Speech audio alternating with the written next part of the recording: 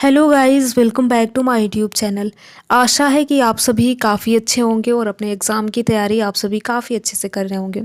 आज के इस वीडियो में सुप्रीम कोर्ट से संबंधित जो भी महत्वपूर्ण प्रश्न एग्ज़ाम में पूछे गए हैं, चाहे यूपीपीसीएस का एग्ज़ाम हो, आरओ एआरओ का एग्ज़ाम हो, बीपीएससी का एग्ज़ाम हो या फिर यूपी ट्रिपल एससी का कोई भी एग्ज़ाम हो, तो यहाँ पर मैंने केवल व केवल उन्हीं प्रश्नों को लिखा है जो कि एग्ज़ाम में एक से अधिक बार पूछे गए हैं।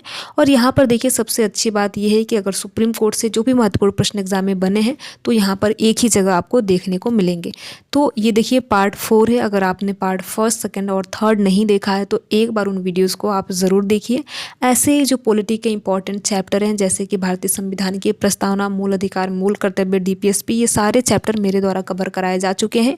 और इन सारे टॉपिक के जो वीडियोज़ हैं हमारे चैनल मिशन एग्ज़ाम क्लियर पर उपलब्ध है। अगर आप चाहें तो एक बार ज़रूर देखें। तो देखिए, अगर आप किसी भी एग्ज़ाम की तैयारी करते हैं तो आप सभी को पता है पॉलिटी काफ़ी ज़्यादा एग्ज़ाम में रोल प्ले करता है। और हर एग्ज़ाम में, कोई भी एग्ज़ाम हो, चाहे पीसीएस का मान लीजिए, यूपीएससी या किसी भी एग्ज़ाम में, आप देख सकते हैं कि पॉलिटी से एग्ज़ाम में प्रश्न बनते ही बनते हैं और इनकी संख्या भी काफ़ी ज़्यादा होती है। तो यहाँ पर मेरे द्वारा चैप्टर वाइज कराया जा रहा है। तो आज हम जो देखेंगे, सुप्रीम कोर्ट से जो भी महत्वपूर्ण प्रश्न एग्जाम में पूछे गए हैं उनको देखने वाले हैं। तो पार्ट 4 है। इसी प्रकार से अगर देखिए, अगर आप अन्य चैप्टर भी देखना चाहते हैं तो हमारे चैनल पर उपलब्ध है और बहुत ही जल्द आपको पॉलिटी कंप्लीट कराई जाएगी, जिससे कि किसी भी एग्ज़ाम का, कोई भी अगर आप एग्ज़ाम देना चाहते हैं और वहाँ से अगर प्रश्न बने तो आपका प्रश्न गलत ना हो। तो इसलिए आप इन वीडियोज़ को पूरा देखिए और साथ ही साथ अपने यार दोस्त मित्र को भी शेयर कीजिए। तो यहाँ पर चलिए हम पहला प्रश्न देखते हैं। यहाँ पर आप देख सकते हैं, फातिमा बीबी जिनका हाल ही में निधन हो गया, वो भारत की पहली महिला हैं। तो यहाँ पर सर्वोच्च न्यायालय की प्रथम न्यायाधीश कौन है? तो यहाँ पर फातिमा बीबी सर्वोच्च न्यायालय की प्रथम न्यायाधीश हैं। ठीक है। अगला प्रश्न है, कौन चौथी जज है जिन्हें अप्रैल 2010 में भारत के उच्चतम न्यायालय में नियुक्त किया गया है? तो जस्टिस ज्ञान सुधा मिश्रा जो हैं वो भारत की चौथी जज हैं जिन्हें 2010 में भारत के उच्चतम न्यायालय में नियुक्त किया गया था। ठीक है। अगला प्रश्न है, हाल ही में सुप्रीम कोर्ट के न्यायाधीशों में से कौन इससे पहले किसी उच्च न्यायालय के न्यायाधीश नहीं थे? तो एल नागेश्वर राव जो थे वो किसी भी उच्च न्यायालय के न्यायाधीश नहीं थे। अगला प्रश्न है, जनहित याचिका की शुरुआत किसके द्वारा की गई थी? यहाँ पर पूछा गया है जनहित याचिका की शुरुआत किसके द्वारा की गई थी? तो न्यायिक पहल के द्वारा जनहित याचिका की शुरुआत की गई थी। ठीक है। अगला प्रश्न है, देखिए यहाँ पर अगला प्रश्न है, PIL है, इसका यहाँ पर फुल फॉर्म पूछा गया है कि PIL का फुल फॉर्म क्या है? तो पब्लिक इंटरेस्ट लिटिगेशन इसका फुल फॉर्म है। आप सभी ने सुना होगा कि यहाँ पर PIL दाखिल करना है। ठीक है, इस प्रकार से। अगला प्रश्न है, देखिए PIL को जनहित याचिका भी कहा जाता है। PIL यानी जनहित याचिका कहाँ पर प्रस्तावित की जा सकती है? तो इसे सुप्रीम कोर्ट में या फिर हाई कोर्ट में, दोनों में प्रस्तावित की जा सकती है, यानी दोनों जगह आप दाखिल कर सकते हैं। अगला प्रश्न है, लोकहितवाद मुकदमे की संकल्पना का उद्भव देश है? तो US है वो देश है जहाँ पर लोकहितवाद मुकदमे की संकल्पना का उद्भव किया गया था। ठीक है।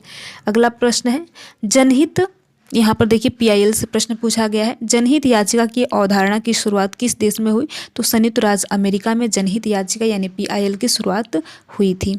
अगला प्रश्न है, भारत में न्यायिक सक्रियता संबंध है जनहित याचिका से न्यायिक सक्रियता संबंध है। तो एक प्रकार से देखिए, यहाँ पर जो भी आप प्रश्न देखेंगे बिल्कुल वन लाइनर में आपको प्रश्न यहाँ पर मेरे द्वारा लिखा गया है। और यहाँ पर देखिए, आप जो भी यहाँ पर एक एक प्रश्न जो भी आप देख रहे होंगे काफ़ी ज़्यादा इंपॉर्टेंट है और एक से अधिक बार एग्जाम में पूछा गया है। ठीक है। तो इसलिए आप वीडियोज़ को पूरा देखिए।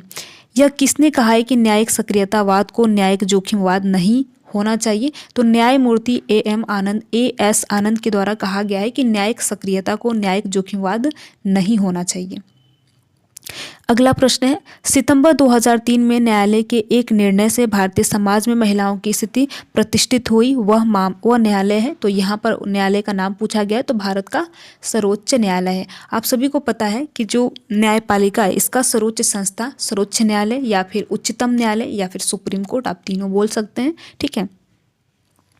अगला प्रश्न है, विशाखा व अन्य बनाम राजस्थान राज्य व अन्य मुकदमा संबंधित है? यहाँ पर केस का नाम दिया गया है और पूछा गया है किससे संबंधित है? विशाखा व अन्य बनाम राजस्थान राज्य व अन्य। तो यहाँ पर कार्यस्थल पर महिलाओं के यौन उत्पीड़न की रोकथाम के लिए विशाखा व अन्य बनाम राजस्थान राज्य व अन्य का जो मुकदमा है इससे संबंधित है कि कार्यस्थल पर कोई महिला है उसका उत्पीड़न न हो, उत्पीड़न को रोकथाम उत्पीड़न का किया जाए। अगला प्रश्न है, देखिए ये प्रश्न काफ़ी ज़्यादा इम्पॉर्टेंट है, ठीक है। हाल ही में भारत की संसद ने 3 तलाक पारित करके भारत के सर्वोच्च न्यायालय के किस वर्ष के विनिर्णय को समर्थन दिया है, जिसने 3 तलाक को असंवैधानिक घोषित किया था। ठीक है, यहाँ पर प्रश्न पूछा गया है कि हाल ही में भारत की संसद ने 3 तलाक पारित करके भारत के सर्वोच्च न्यायालय के किस वर्ष के निर्णय को समर्थन दिया था, जिसे 3 तलाक के असंवैधानिक बना दिया। तो यहाँ पर वर्ष पूछा गया है, तो 2017। आप सभी ने देखिए शायरा बानो बनाम भारत संघ का मामला ज़रूर सुना होगा। देखिए ये काफ़ी ज़्यादा इम्पॉर्टेंट है। शायरा बानो जो है, ठीक है, शायरा बानो एक मुस्लिम महिला है जो कि उत्तराखंड की निवासी थी और उनके पति ने उन्हें 3 बार तलाक बोलकर तलाक दे दिया। फिर उन्होंने इस मामले को सुप्रीम कोर्ट में चैलेंज किया और उन्होंने कहा कि जो ट्रिपल तलाक है ये मुस्लिम महिलाओं की मौलिक जो अधिकार हैं उनका हनन है। तो इस प्रकार से इसे 2017 में असंवैधानिक बना दिया गया था। ठीक है, तो देखिए ऐसे ही प्रश्न पूछे जाते हैं और जो भी केस होते हैं तो ये भी प्रश्न बनता है कि कौन सा केस किस विषय से, किस मामले से संबंधित है। ठीक है, अगला प्रश्न है, उच्चतम न्यायालय ने किस मामले में पाया कि केंद्रीय अन्वेषण शाखा एक पिंजड़ावाद तोता है। तो कोयला आवंटन जो घोटाला हुआ था उसमें उच्चतम न्यायालय ने पाया कि पिंजड़ावाद तोता है, यानी कि इस मामले में देखिए इसका मतलब ये हुआ कि उच्चतम न्यायालय ने किस मामले में पाया कि केंद्रीय अन्वेषण शाखा एक पिंजड़ावाद तोता है। तो कोयला आवंटन घोटाला हुआ था उस केस में ये माना। ठीक है, अगला प्रश्न है, लैंगिकता संबंधी सर्वोच्च न्यायालय का निर्णय संबंधित है भारतीय दंड संहिता IPC की धारा 377। आप सभी ने सुना होगा, समलैंगिकता संबंधी सर्वोच्च न्यायालय का ये निर्णय था कि भारतीय दंड संहिता यानी IPC की धारा 377 के तहत, ठीक है, ये संबंधित है। अगला प्रश्न है, किस कानून के अंतर्गत यह विदित है कि भारत के उच्चतम न्यायालय की संपूर्ण कार्यवाही अंग्रेजी में होगी। यहाँ पर प्रश्न ये पूछा गया है कि किस कानून के अंतर्गत यह विदित है कि भारत में जो भी उच्चतम न्यायालय में कार्यवाही होगी केवल इंग्लिश में होगी। तो भारतीय संविधान के अनुच्छेद 348 के द्वारा। ठीक है, तो देखिए इस प्रकार से जो भी उच्चतम न्यायालय से या फिर सर्वोच्च न्यायालय या फिर आप सुप्रीम कोर्ट बोल सकते हैं, जो भी महत्वपूर्ण प्रश्न है वो मेरे द्वारा अब कंप्लीट कराए जा चुके हैं। तो कुल मिलाकर देखिए जो सुप्रीम कोर्ट का टॉपिक है, चैप्टर है, ये 4 पार्ट में डिवाइड हुआ है। तो यहाँ पर देखिए जो भी महत्वपूर्ण प्रश्न है तो उनको मैंने यहाँ पर लिखा है। तो इस प्रकार से अगर आप सुप्रीम कोर्ट से जो भी महत्वपूर्ण प्रश्न जो कि एग्जाम में पूछे गए हैं अगर आप देखना चाहते हैं तो पार्ट 1, 2, 3 और 4 को चारों पार्ट को आप एक बार ज़रूर देखिए, जिससे कि सुप्रीम कोर्ट से अगर जो भी प्रश्न एग्जाम में पूछे तो आपका गलत ना हो। ठीक है, वीडियो में लास्ट तक बने रहने के लिए आप सभी का बहुत बहुत धन्यवाद। अगर आपको ये वीडियो अच्छा लगा हो तो वीडियो को लाइक कर सकते हैं, अपने यार दोस्त मित्र को शेयर कर सकते हैं। अगर आप हमारे चैनल पर नए हो तो चैनल को भी सब्सक्राइब कर सकते हैं। Thank you.